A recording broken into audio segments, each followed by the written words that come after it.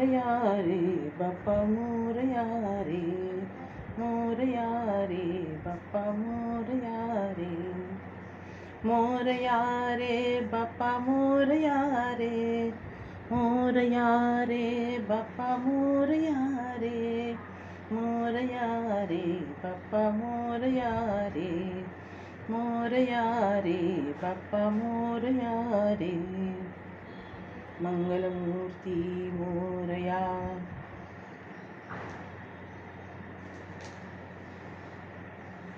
स जयति सिंदूरवदनो देवो यत्पादपङ्कजस्मरणं वासरमणिरिव तमसां राशिं नाशयति विघ्नानां.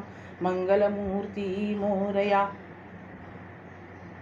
तो सिंदूरवदन देव उदय पावतो आहे, ज्याच्या केवळ स्मरणामुळे,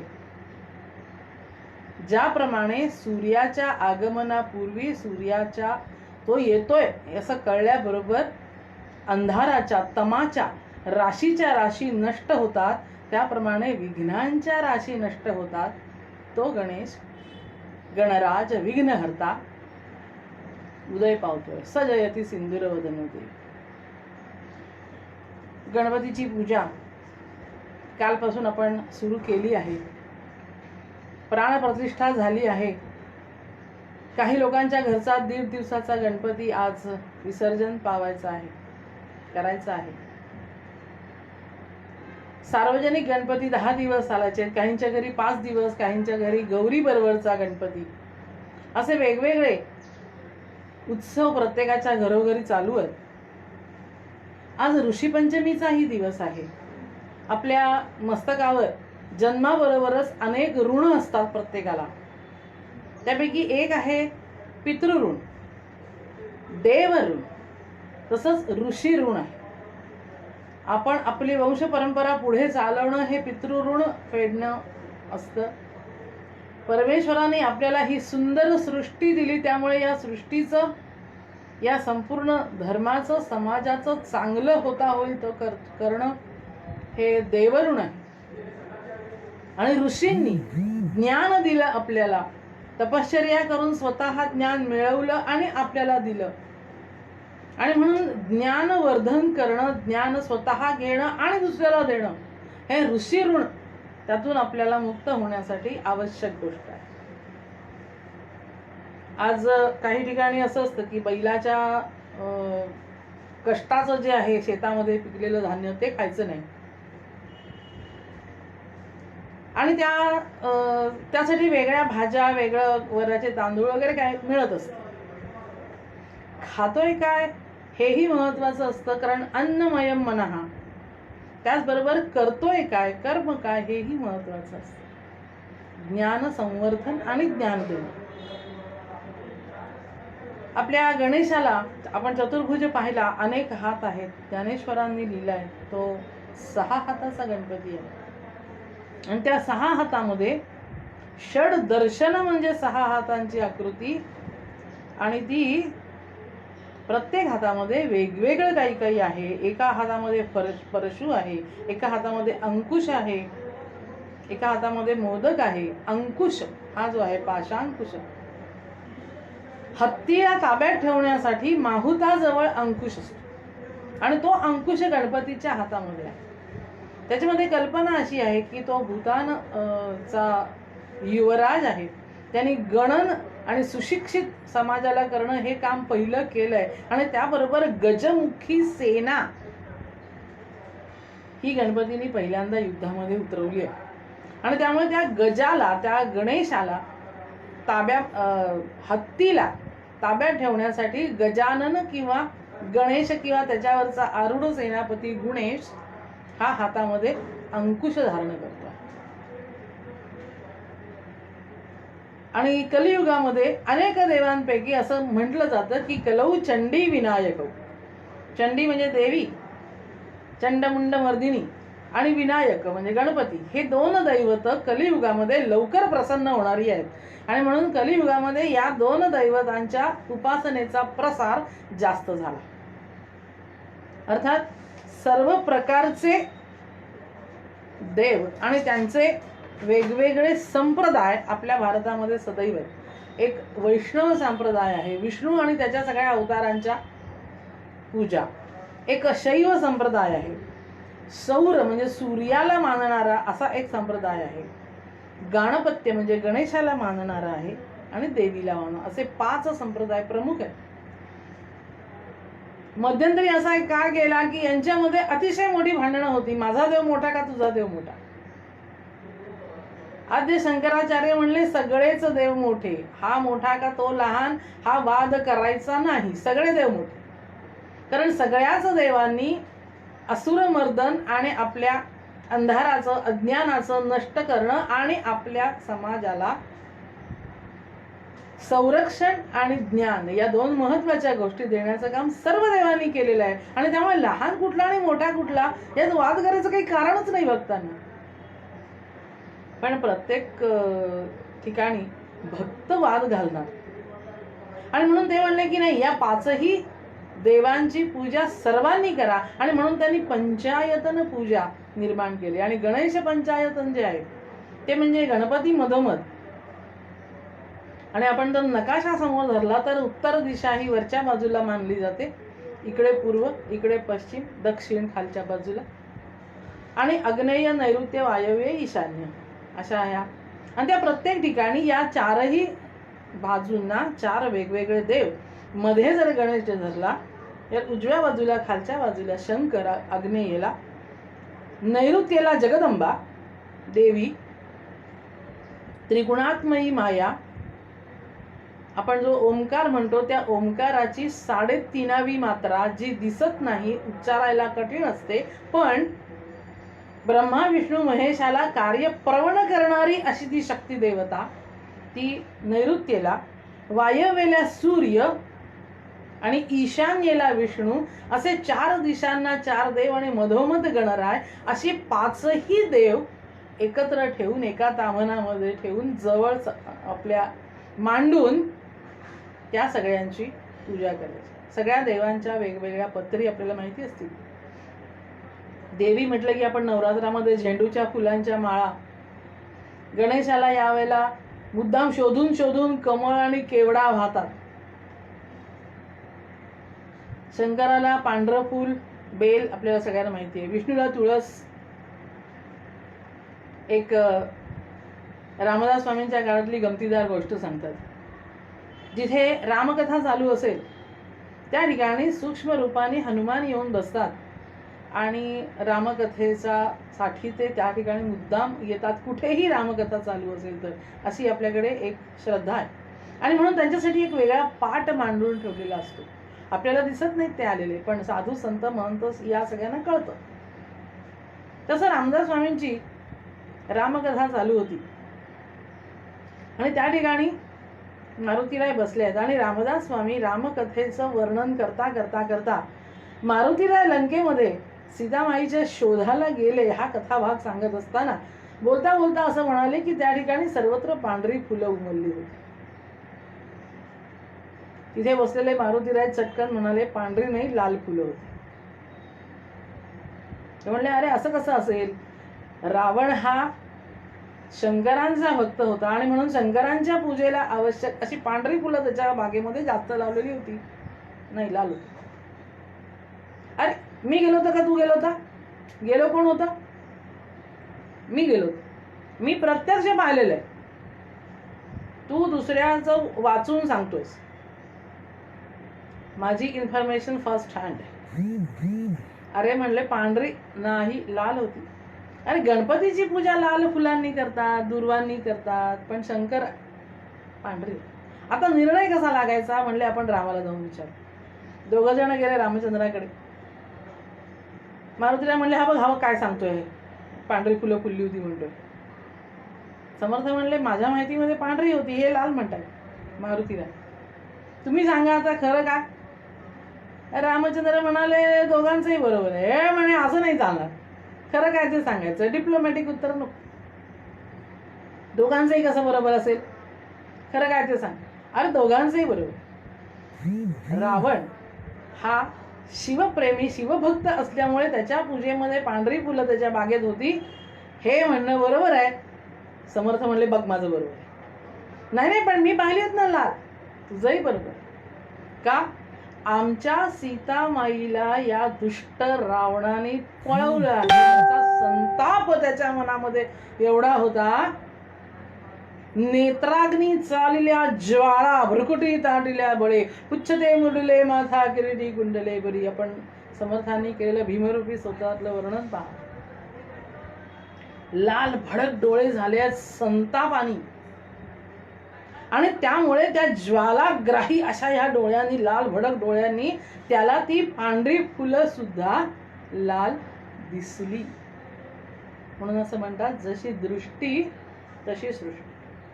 म्हणजे बरोबर आहे, तुझंही तुला ती लालच दिसणार, कारण तुझे डोळे संतापाची आग ओकत होते. होय मंडळी, भक्तांना संताप हा आलाच पाहिजे. कशाचा? आपापसातल्या भांडणांचा संताप यायला पाहिजे, अन्यायाचा संताप यायला पाहिजे, अत्याचाराचा संताप यायला पाहिजे, शत्रूंनी केलेल्या आक्रमणाचा आणि त्या दुष्टांचा नाश करण्यासाठी सर्व देवांनी प्रयत्न केलेले आहे. फुलं, ज्ञानेश्वरांचा जो देव आहे तो देव कोणता? त्याला कोणती फुलं व्हायची? ज्ञानेश्वरांचा देव हा विश्वात्मक देव. आता विश्वात्मके देवे येणे वाग्यज्ञे तोषा. ज्ञानेश्वरीमध्ये आणखीन एक ओवी आहे, तया सर्वात्मका ईश्वरा. पूजा कशी करायची? कुठल्या फुलांनी करायची? तया सर्वात्मका ईश्वरा, स्वकर्म कुसुमांची वीरा, पूजा केली होय अपारा तोषाला. परमेश्वराला अपार संतोष द्यायचा असेल तर कोणती फुलं लागतात? सत्कर्म रूपी फुलांची पूजा. तुमची स्वतःची चांगली कर्म हीच त्याच्यासाठी फुलं आहेत. मंडळी म्हणतात, मग आम्ही काय काम करत नाही काय? आम्ही काय कर्म करत नाही? अरे रात्रंदिवस काम चालू असतं, 2-2 3-3 शिफ्ट मध्ये कार्य चालू असतं. बायकांचं तर काम संपतच नाही. सकाळ उठल्यापासून झोपेपर्यंत रात्रंदिने आम्हा खायाचीच चिंता, स्वयंपाकाच्या चिंता, भांडी घासायची चिंता चालूच असतं, संपतच नाही. काम आमचं संपतंय का? याला सत्कर्म म्हणत नाहीत. मी, माझं घर, माझी माणसं, माझा फायदा, माझ्यासाठी म्हणून मी जे करतो, प्रत्येक माणूस नोकरी, धंदा, व्यवसाय, घर, काम, याला सत्कर्म म्हणत नाहीत. हे असतं कर्तव्य. ते केलंच पाहिजे. ते कर्तव्य आहे, ते केलंच पाहिजे. ते झाल्यानंतर ज्यात मी नाही, ज्यात माझा फायदा नाही, ज्यात माझा स्वार्थ नाही, असं जे मी काम करतो इतरांसाठी, समाजासाठी, गरजूंसाठी, दुसऱ्यासाठी, ज्यातून रिटर्न काही नाही. परोपकारार्थ सदा जिजावे, परोपकारी धन खर्च व्हावे, परोपकारा समपुण्य नाही, न अन्य कृत्य मिळते कदाही. जे दुसऱ्यासाठी केलं जातं, समाजासाठी केलं जातं, देशासाठी केलं जातं, धर्मासाठी केलं जातं, त्याला सत्कर्म म्हणतात. आणि अशा सत्कर्मरूपी फुलांची ज्या वेळेला तुम्ही पूजा बांधाल, त्यावेळेला त्या परमेश्वराला अपार संतोष होणार आहे, असं ज्ञानेश्वर माऊली आपल्याला सांगतात. या काळामध्ये आपण अनेक पूजा अर्चा सगळं पाहतो. आणि आपल्या घरोघर, काल आपण देवांतक नरांतकाच्या विनाशाची कथा ऐकली. अनेक अवतार आहेत बरे का गणपतीचे.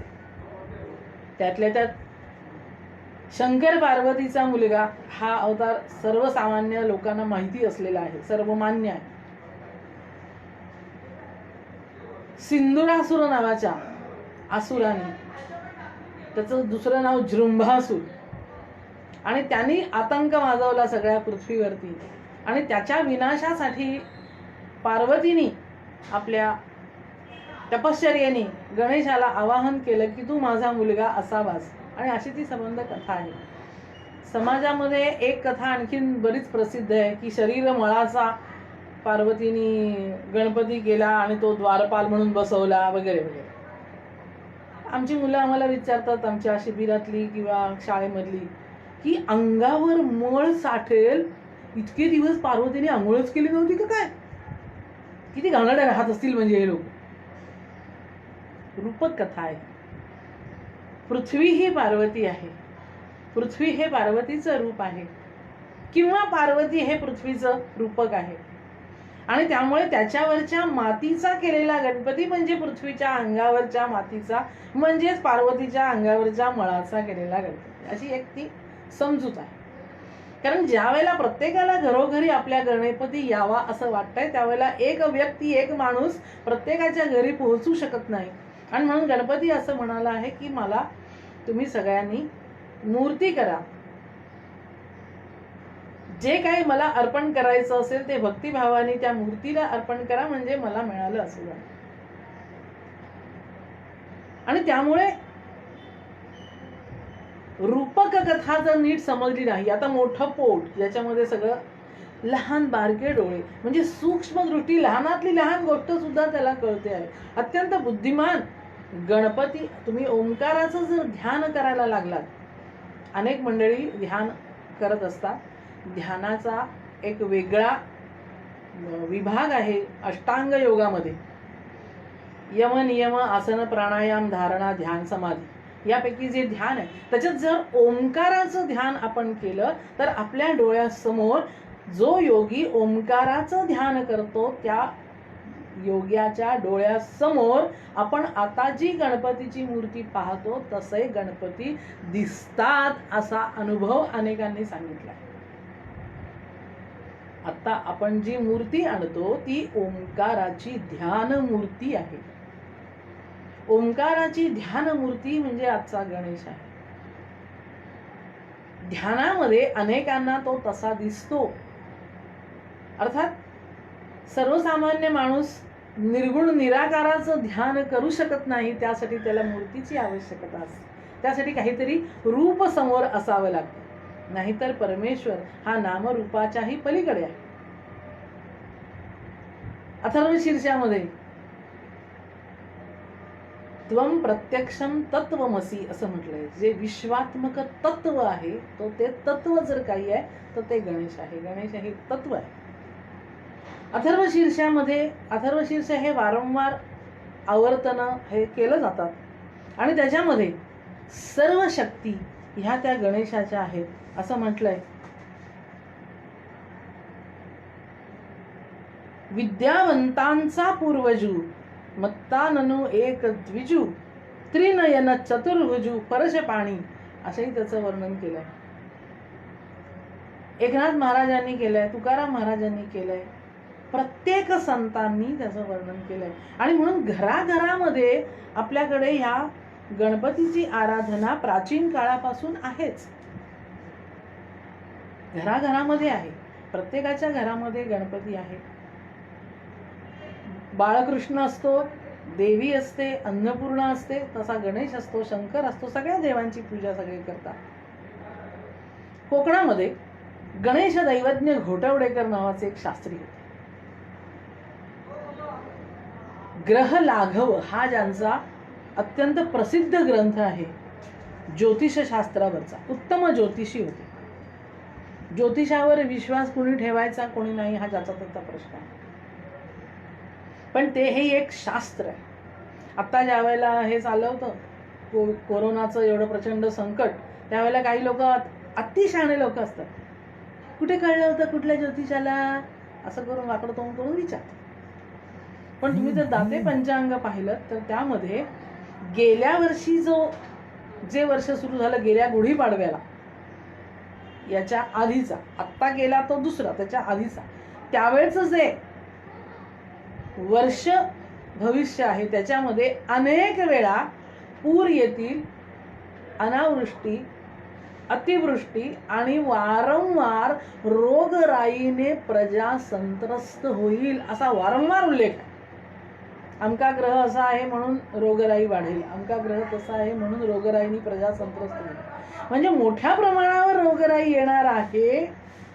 तर कोरोना हे नाव नसेल कदाचित, पण माहिती कळलेलं होतं की मोठ्या प्रमाणात रोगराई होणार आहे आणि सगळ्यांना त्रास होणार आहे. आणि ते त्यावेळेच्या पंचांगात छापलेलं आहे बरं का, आज नाही छापलेलं, त्यावेळेस गेल्या वर्षीच्या गुढीपाडव्याच्या आधी ते छापलेलं आहे. तर घोटवडेकर शास्त्री हे अतिशय विद्वान, अतिशय उत्तम ज्योतिषी. ग्रह लाघव हा त्यांचा प्रसिद्ध ग्रंथ. त्यांच्याकडे नबाबाची पालखी आली आणि आमंत्रण आलं की नबाब साहेबांनी आपल्याला बोलवलंय. काय काम आहे, मी कशाला येऊ त्याच्याकडे, मला काही त्याच्याकडनं नको. नाही नाही म्हणे, त्यांना काम आहे तुमच्याकडे, पालखी पाठवली आहे, त्यासाठी मानाचं आमंत्रण पाठवलं आहे. काय काम आहे एवढं? पण गेले बघा. तर त्यांनी सांगितलं की मला जंजिरा म्हणजे जलदुर्ग बांधण्यासाठी मुहूर्त पाहिजे, असा मुहूर्त की माझ्या किल्ल्याला दुसऱ्या कोणाचाही हात लागता कामा नाही, तो अजिंक्य अभेद्य झाला पाहिजे. घोटवडेकर शास्त्री म्हणले मी मुहूर्त काढून देईन, पण तो मुहूर्त पाळला जाईल की नाही याच्याबद्दल मला शंका. म्हणले असं कसं, मी मागतोय तुम्हाला, हात जोडून मागतोय, द्या. त्याने मुहूर्त काढून दिला. आज त्यांना काय कळलं होतं कोणास ठाऊक, हा मुहूर्त पाळला जाणार नाही हे त्यांना माहिती होतं. पण त्याच्या आग्रहासाठी त्यांनी मुहूर्त दिला. घोटवडेकर शास्त्री आपल्या घरी गेले. जंजिरा जलदुर्ग बांधायला पहिली कुदळ मारायची तो वेळ, तो काळ त्याने त्या मुहूर्तामध्ये दिला होता. काहीतरी गफलत झाली, मुद्दाम चुकवला का चुकला माहित नाही, पण त्या वेळेला कुदळ पडली नाही, मुहूर्त चुकवला गेला आणि वेगळ्या काळामध्ये पहिली कुदळ मारली गेली. त्याचा परिणाम असा झाला की तट बांधावा आणि तो कोसळावा, बांधावा आणि कोसळावा असं 3-4 वेळा झालं. किल्ला नीट बांधला जात नाहीये. नवाबाच्या लक्षात आलं काहीतरी गडबड झालेली असणार, कारण शास्त्री बुवांनी काढून दिलेल्या मुहूर्तावरती असं होणार नाही. त्यांनी चौकशी आरंभली आणि त्या चौकशीत त्याला समजलं की मुहूर्त चुकलं. आधी त्यांनी बोलवलं होतं शास्त्री बुवांना, आता स्वतः नवाब हाताला रुमाल बांधून हात जोडत नमस्कार घालत शास्त्री बुवांकडे आला. म्हणले चुकलो चुकलो चुकलो, तुम्ही म्हणला होता मुहूर्त चुकेल, खरंच चुकला हो. तुम्हाला कळलं होतं का आधी? मला वाटलं होतं मुहूर्त चुकेल, त्याप्रमाणे चुकला. आणि म्हणला आता या वेळेला मुहूर्ताची पहिली कुदळ मारली आहे, आता त्याचं भविष्य सांगा मला, कारण एकदा मारून झालं, सुरुवात करून झाली, आता परत काहीतरी तर त्याचं भविष्य असेल. त्यावेळेला शास्त्रीबा असं म्हणाले, कोण्या तरी रविवारी भटनामे जिंकितोच हा किल्ला, याच उपाय नसे की. आता याला दुसरा काही उपाय नाही, तुला अभेद्य आणि अजिंक्य गड पाहिजे होता, पण कोणीतरी, आता भट हा शब्द वापरलाय त्या ठिकाणी. भट या शब्दाचा अर्थ केवळ पूजा सांगणारा ब्राह्मण असा नाही, उलट संस्कृतामध्ये बरेचसे शब्द आपल्याला माहिती नसतात बरं का. आपण नागानन म्हणतो गणपतीला. नाग म्हणजे काय? सर्वसामान्य आपल्याला मराठीमधला नाग माहिती आहे, डोलणारा साप. पण नाग या संस्कृत शब्दाचा अर्थ आहे नग, म्हणजे पर्वत, पर्वतामध्ये असणारा, पर्वता समान दिसणारा नाग, म्हणजे हत्तीला नाग असं म्हटलं संस्कृतमध्ये. मूळ शब्द वेगळे असतात आणि आपण प्रचलित अर्थ वेगळा असतो. तसंच भट किंवा सुभट म्हणजे अतिशय वीर योद्धा असा मूळ अर्थ आहे. तुकाराम महाराजांना हा अर्थ माहिती आहे, त्यामुळे त्यांनी ज्या वेळेला हनुमंताची पूजा केली त्यावेळेला त्यांनी तो शब्द वापरलाय. चरण शरण हनुमंता तुम्हा आलो रामदूता, काय भक्तीच्या त्या वाटा मज दावाव्या सुभटा. मारुती हा काही पूजा सांगणारा भटजी नव्हता हे आपल्याला नक्की माहिती आहे. त्याला त्यांनी भट असं म्हटलं, याचा अर्थ उत्तम योद्धा, लढवय्या वीर असा त्याचा अर्थ आहे. आणि कोणीतरी लढवय्या वीर तुझा हा किल्ला नक्की जिंकून घेईल, याच्यामध्ये दुसरा काहीही उपाय नाही. आता आधीच मरकट तशातची मध्ये प्याला अशी त्या नवाबाची अवस्था. कोणताही परकीय शत्रू, मग तो वायव्येमधून आलेला इराणी, तुराणी, मोंगल कोणी असो, किंवा समुद्रातून आलेले डच, फ्रेंच, पोर्तुगीज, इंग्रज कोणीही असो, बाहेरून आलेला प्रत्येक शत्रू हा तुमच्यावरच्या प्रेमासाठी येत नसतो. हा तुम्हाला छळायला, तुम्हाला लुटायला, तुम्हाला मारायला, तुम्हाला त्रास द्यायलाच आलेला असतो. कोणीही परके आक्रमक प्रेमाने येत नसतात. आक्रमणासाठी, हे आपल्याला कळलं पाहिजे. आम्हाला समजतच नाही ना, शत्रू कोण आणि मित्र कोण हेच कळलं नाही आजपर्यंत कधी का अनेक जणांना. हा बाहेरून आलेला परका शत्रू आहे आणि त्यामुळे इथल्या सामान्य माणसांना त्रास देणं, छळणं, त्यांचा धर्मच्छेद करणं, त्यांच्या श्रद्धांचा छेद करणं, त्यांच्या घरादारांचा उच्छेद करणं, बायका मुलांना पळवून पाठवणं, हा त्यांचा उद्योगच आहे. नैसर्गिक गोष्ट आहे ती. आणि तो नवाबाने आणखीन पिसाळल्याप्रमाणे सुरुवात केली आणि अनेक मंडळी तिथून जीव वाचवून त्याच्या राज्यातून पळत निघाली. त्याच्यापैकी काही तरुण मंडळी कोकणातून निघून देशाकडे म्हणजे सह्याद्री पार करत यायच्या प्रयत्नामध्ये होते. त्याच्यामध्ये 2 तरुण या श्रीवर्धन वगैरे ह्या भागामधून देशाकडे यायला निघाले. वाटेमध्ये सह्याद्री लागलाय, खूप रडत पडत धडपडत कसे बसे येत आहेत रात्रंदिवस, कारण मागोमाग सगळीकडे पसरलेले हे सैनिक केव्हा घाला घालतील याचा काही नेम नाही. आणि असे धडपडत जात असताना रात्रीच्या वेळेला अंधार पडलेला आहे, पण आता थांबायला कुठे जागा नाही, पुढे चालत राहायचं, थांबलं तर संपलो आपण असं म्हणून ते कसे बसे जीव मुठीत धरून धावतायत, पुढे पुढे पुढे जात आहेत. आणि एक ठिकाणी अडखळून त्यातला एक तरुण असा धाडकन जो पालथा पडला, तो समोर त्याला शमीचा वृक्ष आणि त्या शमीच्या वृक्षामध्ये असलेली गणेशाची मूर्ती छोटीशी असं दृश्य दिसलं. वा वा म्हणले, आमचे कुलस्वामी तुम्ही, आम्ही इतकी वर्ष तुमच्या उत्सव आणि पूजा करतो आहोत, घरामध्ये नेहमी तुम्हाला नैवेद्य दाखवतो आहोत, भक्ती करतो आहोत, चांगलं फळ दिलं आम्हाला. आज जीव मुठीत धरून पळायची पाळी आली आहे. आमचा जीव सुरक्षित नाही, आमचे देव धर्म काही सुरक्षित नाही, घरदार सगळं. आणि त्या ठिकाणी त्या गणेशाला त्यांनी साकडं घालायला सुरुवात केली की आमच्याकडे बघ, भक्ताकडे बघ. आणि त्याला काहीतरी साक्षात्कार झाला. गणेश मूर्तीने विचारलं की काय हवंय नेमकं तुला, तू काय एवढा त्रासला आहेस, सगळं सांगितलं.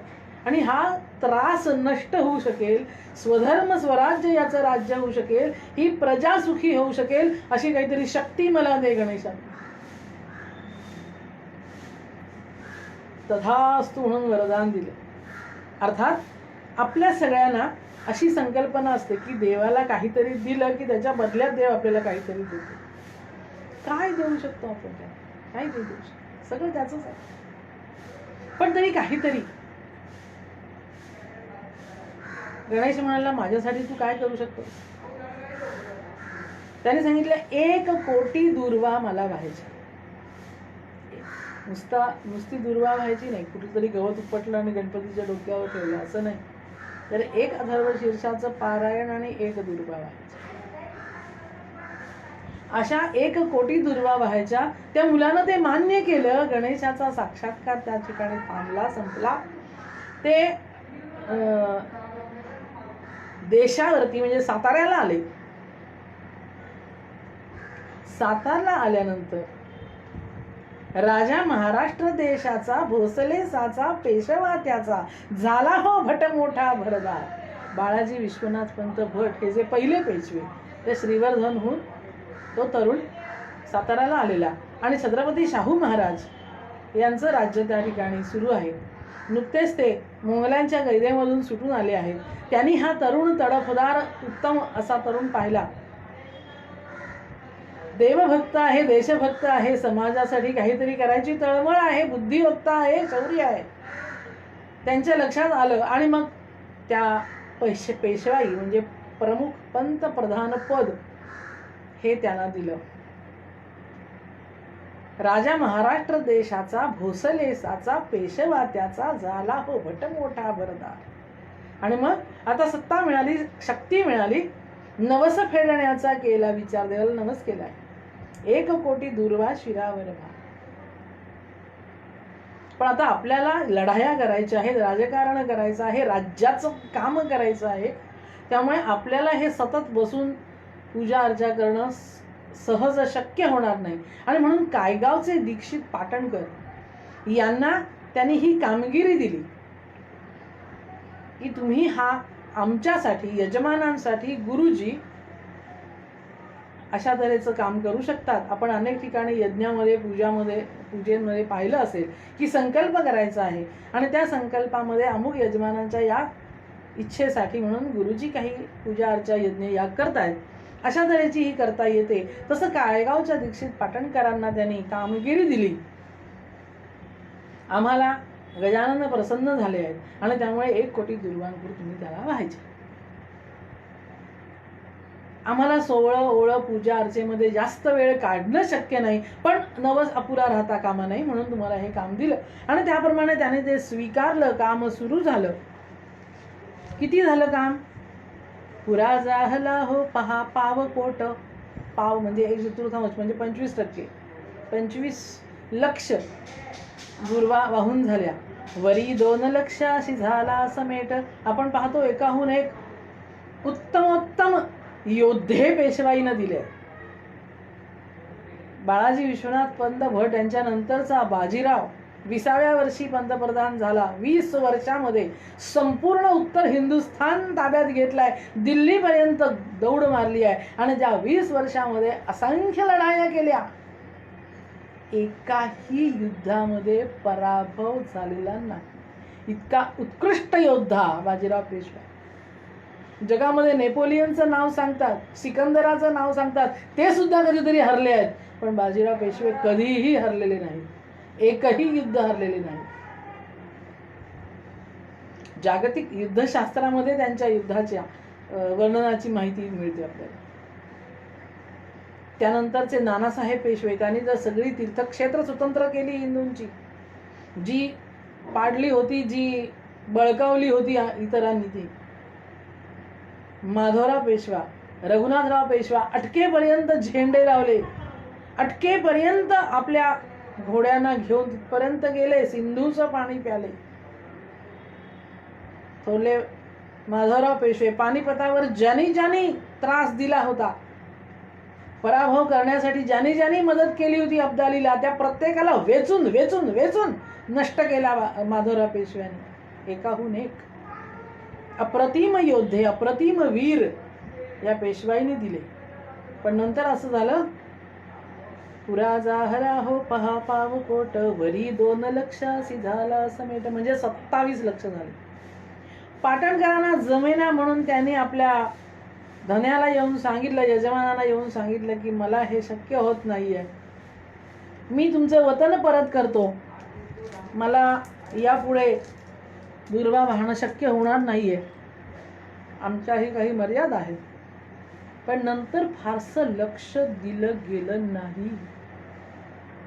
कुणी दक्ष नाही नसे लक्ष राही, स्वराज्यात राज्यात बेबंद होई.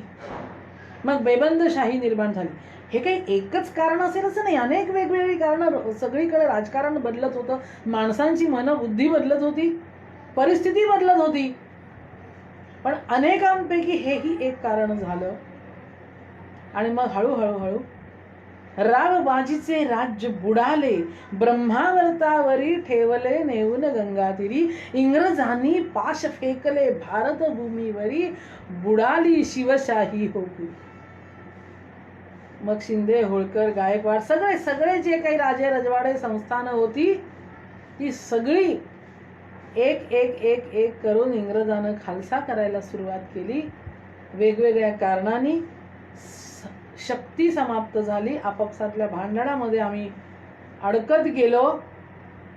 या सगळ्याचा परिणाम देशाच्या सगळ्या टोकाटोकापर्यंत सतत इंग्रजांचं राज्य पसरायला लागलं. अर्थात दुर्वांकूर तो सतत वाढतो पेऱ्या पेऱ्यावरी. उमाजी नाईक, तंट्या भिल्ला यासारखे लोक त्यांना दरोडेखोर समजतात, पण हे दरोडेखोर नाही, तर त्यांनीही स्वातंत्र्यासाठी प्रयत्न केले होते, पण ते फार लहान प्रमाणावर राहिले म्हणून लोकांना त्याची फारशी जाणीव किंवा महती वाटली नाही. पण मोठा उठाव त्यानंतर झाला, तो 1857चा उठाव झाला, ज्याचे प्रमुख या दुसऱ्या बाजीरावाचा मुलगा नानासाहेब पेशवे होते. तात्या टोपे, झाशीची राणी, बहादूरशाह जफर, कुंवरसिंग अनेकांनी प्रयत्न केले. संबंध उत्तर दक्षिण हिंदुस्थान मिसळून गेलं. सगळीकडे उठाव झाला. उठावणी 57ची करी. पण इंग्रजांना तो अत्यंत निर्दयपणे चिरडून टाकला तो उठाव. पण तिथे संपलं नाही, पुढे पुढे पुढे चालू राहिलं. वासुदेव बळवंत फडके हे दत्तभक्त त्या ठिकाणी पुन्हा एकदा उभे राहिले, ज्यांना आद्य क्रांतिकारक असं म्हणतात. त्यांनी उठाव केला. दक्षिण, उत्तर, पूर्व, पश्चिम सगळीकडे कुठे ना कुठेतरी स्वातंत्र्याची इच्छा जागृत होती आणि काम कुठे ना कुठेतरी चालू होतं. लोकमान्य टिळकांचे आजोबा ब्रह्मावर्ताला ज्या वेळेला नानासाहेब पेशवे होते त्यांच्याकडे काही काळ होते, त्यामुळे हा इतिहास थोड्याफार प्रमाणात त्यांना माहिती होता. त्यांचे एक खाजगीवाले म्हणून त्यांनी ग्वाल्हेरच्या दरबारामध्ये गणेशाची मोठ्या प्रमाणावरती पूजा आरती कशी होते हे पाहिलं होतं. तेही त्याने येऊन सांगितलं. आणि हा जो पेशवाईच्या सुरुवातीचा इतिहास आहे, हा भिंगारकर शास्त्री म्हणून लोकमान्य टिळकांच्या काळामधले एक विद्वान होते. त्यांनी लोकमान्यांना असं सुचवलं की त्यावेळेला तो जो नवस होता तो अर्धवट राहिलाय आणि म्हणून आपली पुन्हा मराठेशाही, शिवशाही विनाशाच्या गर्तेमध्ये गेली. स्वातंत्र्याचं, सामर्थ्याचं, संघटनेचं प्रतीक असलेला हा गणेश, गणानांतां गणपती तुम हवामहे, त्याची उपासना आपण पुन्हा सुरू करू. आणि ते जे उरलेले आहेत 73 कोटी ते तुम्ही वहा. 73 लक्ष, 27 झालेत आणि 73 उरले, ते तुम्ही वहा. तर पुन्हा एकदा म्हणजे स्वराज्याची जनजागृती, युद्ध, त्यासाठी हे तर सगळं करायलाच पाहिजे. पण त्याच्याच बरोबर अध्यात्माची शक्ती सुद्धा त्याच्या मागे उभी असणं, ईश्वराची शक्ती, सामर्थ्य आहे चळवळीचे, जो जो करील तयाचे, तेथे भगवंताचे अधिष्ठान पाहिजे. ते या आपल्या चळवळीला मिळावं यासाठी पुन्हा गणेश आराधना सुरू करा. आणि उरलेले 73 लक्ष तुम्ही जर वाहिलेत दूरवा, तर कदाचित पुन्हा एकदा आपल्याला स्वराज्य, स्वातंत्र्य, सामर्थ्य या वाटेने जाता येईल. त्यावेळेला लोकमान्य असं म्हणाले, मला राज्य नको आहे, मला एखादं पद हवं म्हणून मी हे सगळं आरंभलेलं नाहीये. या सगळ्या समाजाला शक्ती मिळायला हवी, या सगळ्या समाजाला राज्य मिळायला हवं. स्वराज्य, स्वतःचं राज्य, सुराज्य, चांगलं राज्य. आपण आजही म्हणतो रामराज्य यावं. म्हणून आपण सगळ्यांनी मिळून करूया. हे मी एकट्याने नव्हे, मी एखाद्याला एकट्याला काम दिलं आणि त्याने केलं असं नव्हे, तर या सगळ्या समाजाने मिळून गणेशाची भक्ती, आराधना आणि दुर्वा वाहण्याचं काम करूया. आणि गणेशाची कृपा, गणेशाची आराधना, गणेशाचं प्रेम सगळ्या आपल्या संपूर्ण समाजाला मिळालं पाहिजे. आणि म्हणून घराघरामध्ये असलेला गणपती, जो पेशवाईच्या काळामध्ये दरबारामध्ये होता आणि मोठ्या प्रमाणात, आणि आपल्याला माहिती आहे नानासाहेब जे 1857च्या क्रांतियुद्धाचे अध्वर्यू होते, त्यांचंही नाव धुंडीराज असं होतं. धुंडीराज हे गणपतीचं नाव. गणपती गणराज धुंडीराज महाराज, समर्थ रामदासांची एक कविता, अभंग आहे, त्याच्यामध्ये गणपतीचं हे नाव आहे धुंडीराज. त्या नानासाहेबांचं नाव आहे. आणि म्हणून लोकमान्य टिळकांनी सार्वजनिक गणेशोत्सव हा धुंडीराजाचा उत्सव या नावाने सुरू केला आहे. आणि मग सगळ्या समाजाने त्याच्यामध्ये सहभागी व्हावं. त्यामध्ये 14 विद्या 64 कलांचा हा देव आहे. त्यामुळे सगळ्या लोकांना त्याच्यामध्ये सहभागी होता येईल, सगळ्या कलाकारांना सहभागी होता येईल. त्या सगळ्यांनी आपापली कला, आपापली विद्या, आपापलं ज्ञान गणेशासाठी अर्पण करावं. सगळं त्या देवासाठी असावं, आपल्या देशासाठी असावं, आपल्या समाजासाठी असावं.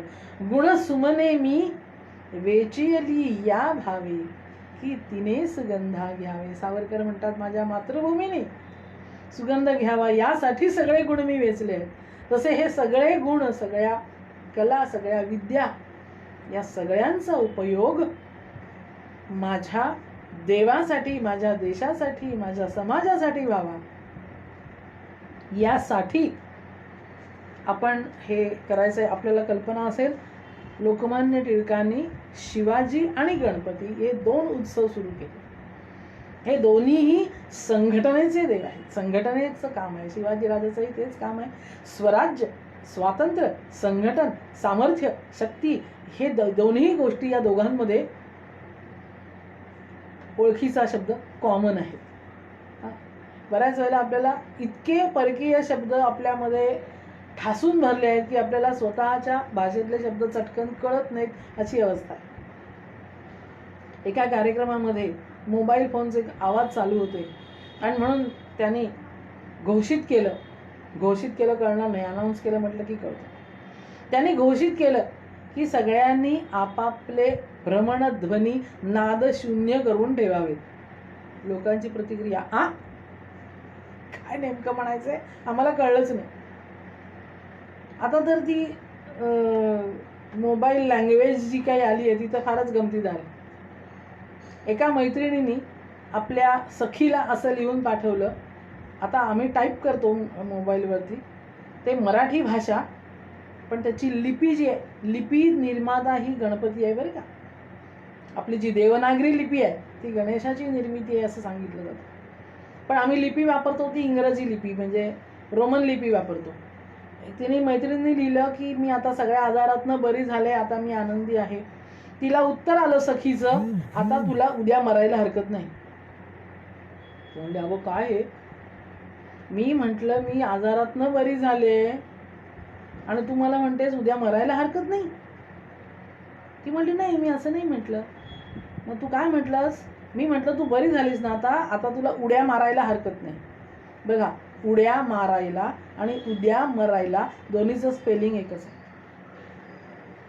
आपल्या लिपीचं हे वैशिष्ट्य आहे की जो उच्चार आहे तेच त्या अक्षराचं नाव आहे आणि तसंच बोललं जातं, जसं बोललं जातं तसंच लिहिलं जातं. बहुतेक सगळ्या चांगल्या गोष्टी ह्या गणपतीच्या कडून आपल्याकडे आला आहे. आणि म्हणून ओम नमोजी गणनायका सर्व सिद्धी फलदायका अज्ञान भ्रांती छेदका बोधरूपा म्हणून नामे विघ्नहर आम्हा अनाथांचे माहेर आदि करुण हरिहर अमरवंदिती. आपल्या ह्या गणपतीनी अनेक दैत्य मारले.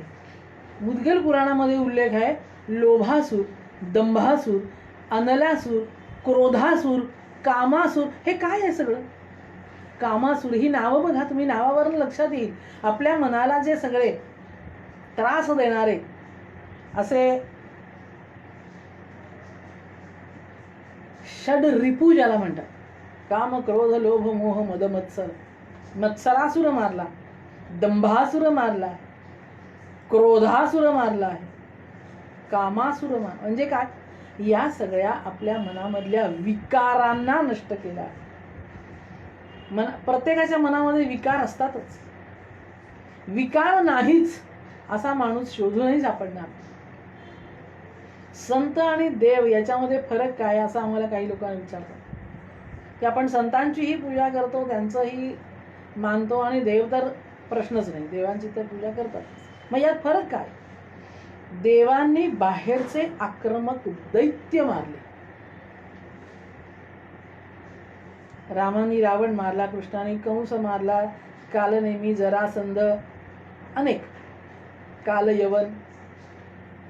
देवीनी असुर मारले. सगळ्या देवांनी बाहेरून समाजाला त्रास देणाऱ्या असुरांचा नायनाट केला.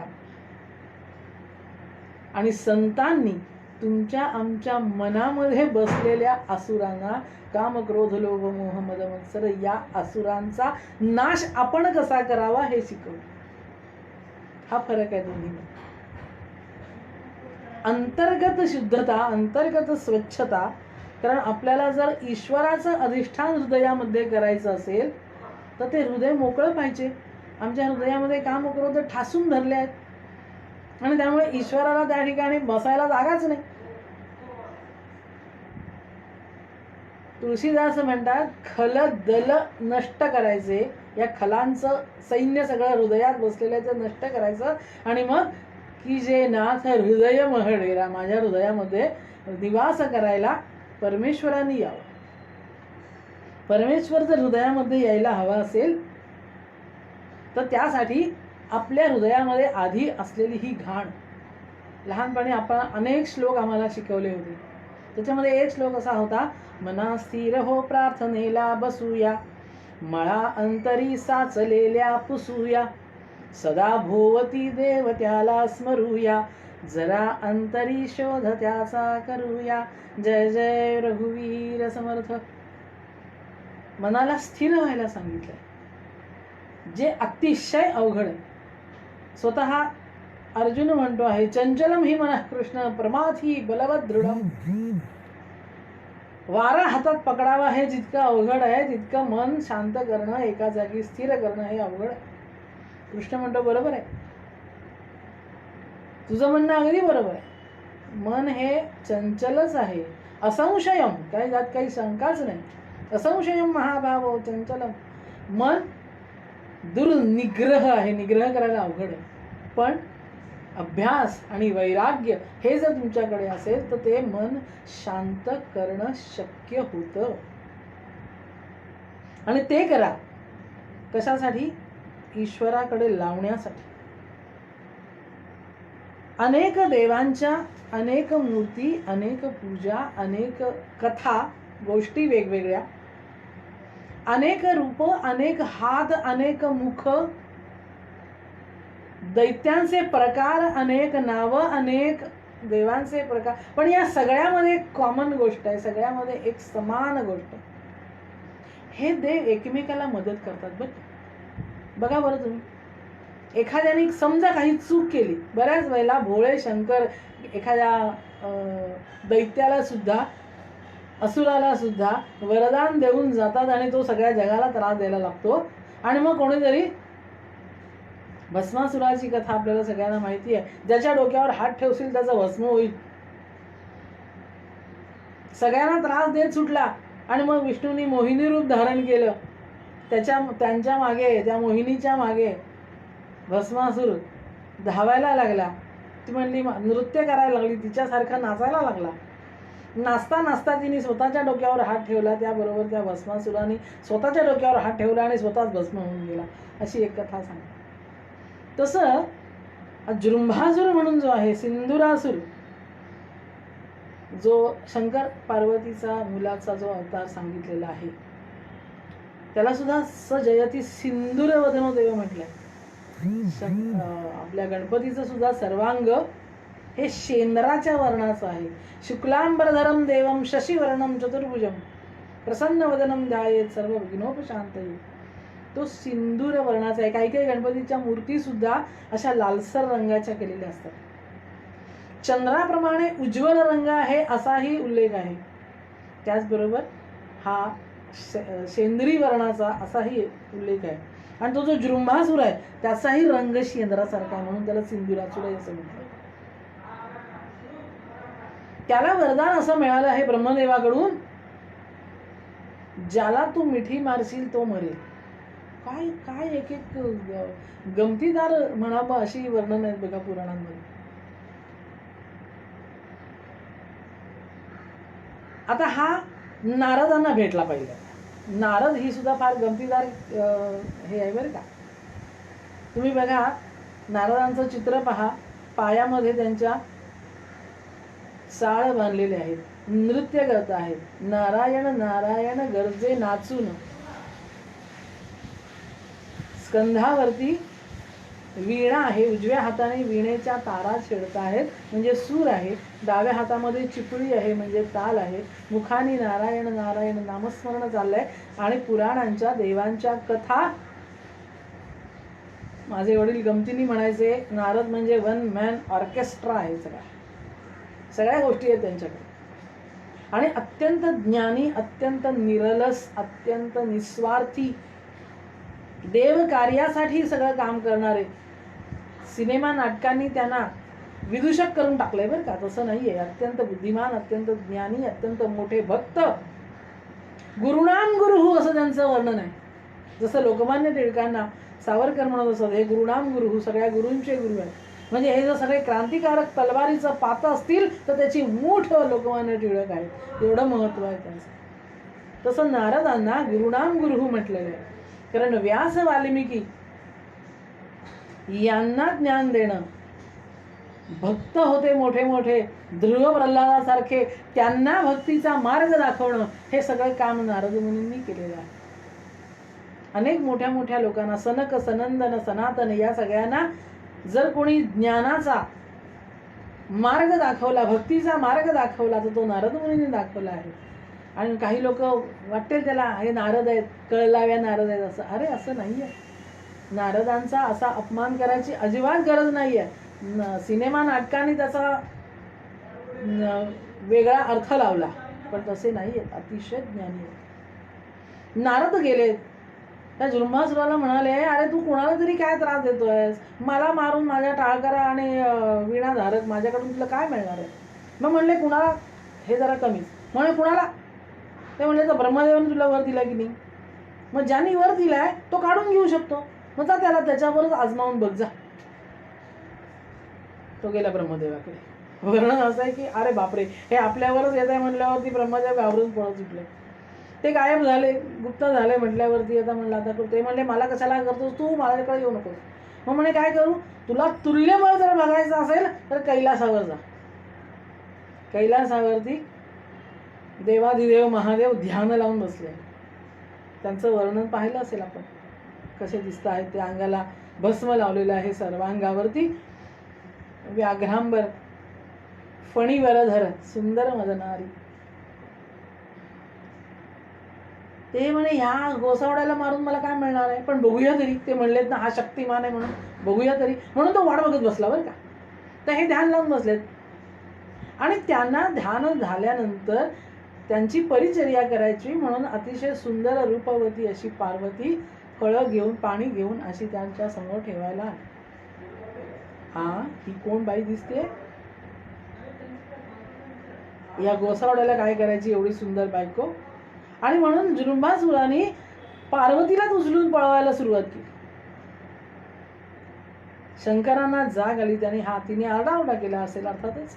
आणि त्यामुळे त्यांनी जवळच उभा असलेला त्रिशूळ उचलला आणि नेम धरून जो साटकन मारला, तो वर्मी घावा लागला. हातातून पार्वती सुटली, तो कोसळून पडला. पण आता ह्याच्या लांबून हा मारू शकतो म्हटल्यावरती त्याच्या जवळ जाण्याचं धाडस झालं नाही. जीव खाऊन जृंभासूर पळाला तिथे. पृथ्वीवरती जाऊन त्याने त्रास द्यायला सुरुवात केली. कैलासाहून आला उतरून आला. पण पार्वती आपल्याला उचलून नेणाऱ्या जृंभासुराच्या या अपमानास्पद कृत्यामुळे अत्यंतिक संतापलेली आहे. आणि ती म्हणते शंकरांना त्याला सोडला तुम्ही, त्याला पळून जाऊ दिला, हे चांगलं नाही केलं. तिने तपश्चर्या आरंभली आहे. गणेश माझा पुत्र असावा ध्यास पार्वतीचा, आणि म्हणून गिरिजात्मज हा तिनं बनवली. तिने गणेशाची आराधना केली. आपल्याकडे संकल्पना अशी आहे की विश्वात्मक परमेश्वर आहे, त्याचं हे रूप आहे, त्याचा हा अवतार आहे. गणेशाची आराधना केली आणि माझा मुलगा झाला पाहिजेस, आणि कोणत्याही स्त्रीवरती अत्याचार करणाऱ्या माणसाला जिवंत सोडता कामा नये, हे पार्वतीचं सांगणं आहे. शुंभ निशुंभाने तिच्या स्त्रीत्वाचा अपमान केला, त्याला ठार मारून टाकला. चंडमुंडांनी तिचा अपमान केला, स्त्रीत्वाचा अपमान केला, त्यांना मारलं. कोणाही स्त्रीवरती हात टाकणाऱ्याला जिवंत सोडायचं नाही. रावणाने उचलून नेली सीतेला, 14 चौकड्यांचं राज्य उद्ध्वस्त करून टाकलं आहे. दुःशासनाने हात घातला द्रौपदीच्या केसांना, त्यात छाती फोडून टाकली, त्याचा हात फोडून टाकला. अशा शिक्षा असणं आवश्यक आहे, तरच अत्याचाराला थोडा तरी धाक बसू शकतो. तिने माझा पुत्र असावा असा प्रयत्न केला, तपश्चर्या केली त्यासाठी. आणि मग तिचा जो मुलगा, गणेश पुराणामध्ये असा उल्लेख आहे की आपल्या विरुद्ध पार्वती तपश्चर्या करून पुत्र हे करते आहे, आणि म्हणून ती निजलेली असताना जृंभासुराने सूक्ष्म रूपाने तिच्या गर्भामधल्या बाळाचं मस्तक तोडून टाकलंय, असा एक उल्लेख आहे. आणि म्हणून जे जन्माला आलं बाळ ते बिनमस्तकाचं आलं, कारण ते मस्तक तोडून नर्मदेमध्ये टाकून दिलं गेलं. आणि म्हणून नर्मदेमध्ये जे गोटे सापडतात त्यांना नर्मदे गणपती असं म्हणतात. आणि मग त्याला अनेक वेगवेगळ्या कथांप्रमाणे त्याला हत्तीचं मस्तक लावलं, गज मस्तक, गजानन. आस्य म्हणजे पण मुख, चेहरा, वदन, आनन अशी अनेक समानार्थी शब्द आहेत. माझ्या एका बहिणीला, मावस बहिणीला, शाळेमध्ये 6 माहीमध्ये असतं ना आपल्याला समानार्थी शब्द द्या, विरुद्धार्थी शब्द द्या. त्याच्यामध्ये त्यांना तोंड या शब्दाला समानार्थी शब्द द्या असा प्रश्न आला होता. असतो सर्वसामान्यपणे. परीक्षा झाल्यानंतर, पेपर तपासल्यानंतर बाईंनी वर्गात सांगितलं की काय कोणाकोणाला कसले कसले शब्द माहिती आहेत. म्हणजे काय झालं, तिने लिहून ठेवलं होतं. तिला मुख, आनन, वदन काही आठवलं नाही. तिला नेहमीच्या वापरातले शब्द आठवले. त्यामुळे तिने तोंड या शब्दाला समानार्थी म्हणून थोबाड आणि मुस्काड हे शब्द लिहून ठेवले. बरोबर आहे, असंच वापरतो ना. देईन थोबाडीत, देईन मुस्काडीत, देईन कानपटीत, अशी साधारण ग्राम्य भाषा किंवा आपली बोली भाषा अशीच असते. तशा आनन म्हणजे मुख, तोंड, चेहरा, वदन ते हत्तीचं लावलं गेलं. आणि सगळ्या प्राण्यांमध्ये हत्ती हा सर्वात जास्त बुद्धिमान मानला गेलेला आहे, त्याचं ते प्रतीक आहे. आणि मग त्यांनी सिंधुरासुराचं अनेक अस्त्र शस्त्र युद्ध याची सगळी वर्णन आहेत त्याच्यात भरपूर. आणि त्याप्रमाणे त्या सिंधुरासुराला मारलं. एका अवतारात सिंधू दैत्याला मारलं, एका अवतार अनेक कमलासूर मारला. दैत्य असुर मारणं हेच देवांचं काम आहे. परित्राणाय साधूनाम विनाशाय च दुष्कृताम धर्म संस्थापनार्थाय संभवामी युगे. हे जे कृष्ण सांगतोय हे सगळ्या देवांचं काम आहे. कारण दुष्ट जी असतात, दुर्जन जी असतात, वाईट माणसं जी असतात, आक्रमक जी असतात, ती सज्जनांना नीट जगू देत नाहीत. आणि म्हणून सज्जनांचं जर संरक्षण आणि त्यांना जर सुखाने जगू द्यायचं असेल तर दुर्जनांचा नाश करावाच लागतो. त्याला पर्यायच नाहीये. दुष्ट पण राहू दे, सुष्ट पण राहू दे असं म्हटलं तर ते दुसऱ्यांना जगू देत नाहीत सुखाने. मध्यंतरी एकदा आमच्याकडे एक प्रश्न उत्तरं चालली होती. चाफेकर बंधूंनी रांड आणि आळस मारला त्या दिवसाचा का चाफेकरांच्या फाशीचा दिवस होता. तर मला असा प्रश्न विचारला गेला की मग तुम्ही चाफेकरांचं कौतुक करता, क्रांतिकारकांचं कौतुक करता, म्हणजे तुम्ही हिंसेला प्रोत्साहन देता असं नाही होत का? म्हटलं नाही, हिंसा कशाला म्हणतात. नाही, सरळ सरळ व्याख्या आहे. कोणाही सामान्याला, निरपराध्याला शरीर, मन, काया, वाचा, मने करून त्रास देणं म्हणजे हिंसा. कुठल्याही प्रकारचा त्रास असो, शारीरिक, मानसिक, आर्थिक, कुठल्याही प्रकारचा दुसऱ्याला त्रास देणं म्हणजे हिंसा. मग म्हटलं अहिंसा म्हणजे काय? त्रास न देणं. त्रास न देणं हे अहिंसा बरोबर आहे. पण आमच्या सगळ्या देवांनी, बघा रिपीट परत ऐका, आमच्या सगळ्या देवांनी या हिंसा करणाऱ्यांना नष्ट केलं आहे. ही खरी अहिंसा. जो विनाकारण समाजाला, आमच्या क्रांतिकारकांनी विनाकारण मारलं नाही कुणा. जे या राष्ट्राला त्रासदायक होते, जे या देशाला गुलामगिरी लादून छळत होते, त्रास देत होते, त्यांचाच फक्त नायनाट केला. श्याम चव्हाण नावाचे आमचे सावरकर स्मारकाचे एक विश्वस्त होते, सैन्यामधले अधिकारी होते जे रिटायर झाले. त्यांना एकदा विचारलं होतं की तुम्ही सैनिक होता, सैन्याधिकारी होता, so you have killed people. तुम्ही माणसांना मारलं. कारण अगदी सीमेवरती लढायला गेलेले ते तिन्ही लढायांमध्ये 1962, 1965, 1971 तिन्ही ज्या मोठ्या लढाया झाल्या त्यामध्ये सीमेवरती लढायला ते स्वतः उभे होते. त्यामुळे त्यांना असं विचारलं गेलं की so you have killed people. ते म्हणले no, I haven't killed people, I have killed enemies. मी लोकांना नाही मारलं, मी माणसांना नाही मारलं, मी फक्त शत्रूंना मारलं. मानवतेचे शत्रू, राष्ट्राचे शत्रू, न्यायाचे शत्रू, समाजाचे शत्रू हे नष्ट करायची गरज असते. आणि तोच धडा आपल्याला गणपतींनी घालून दिला, गणपतीच्या भक्तांनी घालून दिला. गणपतीच्या सगळ्या अवतारांनी सांगितला, आमच्या सगळ्या संतांनी सांगितला. हो, संत सुद्धा सांगतात, दटासी आणावा धट, उद्धटासी पाहिजे उद्धट, कटनटासी खटनट आगत्य कर. तुकाराम महाराजांसारखा संत सुद्धा सांगतो, विंचू देवाऱ्याची आला, देव पूजा न आवडे त्याला, तिथे पैजाराचं काम अधमासी व्हावं अधम. आपल्या समाजाचं संरक्षण करण्याची बुद्धी आणि शक्ती हे दोनही त्या गणेशाकडे मागायचं आहे आपल्याला. कारण हे दोन्ही देणारा तो आहे. सर्व देव मूळ जे आहे, मुळारंभ आरंभ हा गणेश आहे. यातून सर्व देव निर्माण झाले आहेत. ओंकारातून सर्व देवांची उत्पत्ती आहे. त्या ओंकाराची निजमूर्ती, त्या ओंकाराची ध्यान मूर्ती, प्रत्यक्ष मूर्ती असा जो गणेश आहे, आदी बीज. ज्ञानेश्वरी म्हणते ना, ते म्या नमिले आदी बीज. त्या आदी बीजाला नमस्कार. आणि त्याच्याकडून स्वधर्म, स्वराज्य, स्वराष्ट्र यांच्या संरक्षणाची बुद्धी आणि शक्ती त्या ईश्वराने आपल्या सगळ्या भक्तांना द्यावी, ही त्याच्या चरणी प्रार्थना.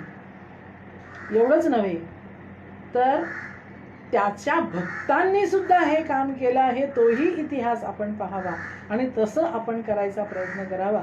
जुन्या काळी असं म्हटलं जातं की देवचरित्र का वाचायची? वाटे चरित्र त्यांचे आपण काही तरावया गावे. म्हणजे या भवसागरातून तरुण जाण्यासाठी अशी मागची संकल्पना आहे. सागर तरायचा, एक अक्षराचा फरक करायचा. वाटे चरित्र त्यांचे आपण काही करावया गा. आपल्याही हातून काहीतरी चांगलं देव देश धर्मासाठी घडावं. ईश्वराने प्रत्येकाला बुद्धी दिलेली आहे, त्याचा योग्य वापर करावा. शक्ती मिळालेली आहे, त्याचा चांगला वापर करावा. तेही कळावं लागतं. आपल्याला मिळालेल्या शक्तीचा आणि बुद्धीचा चांगला वापर करता येण्याची अक्कल गणेशाने आपल्याला द्यावी, अशी त्याच्या चरणी आपण प्रार्थना करूया. आणि आज या ठिकाणी विश्राम घेऊया. वक्रतुंड महाकाय सूर्यकोटी समप्रभ निर्विघ्नं कुरु मे देव सर्वकार्येषु सर्वदा. मंगलमूर्ती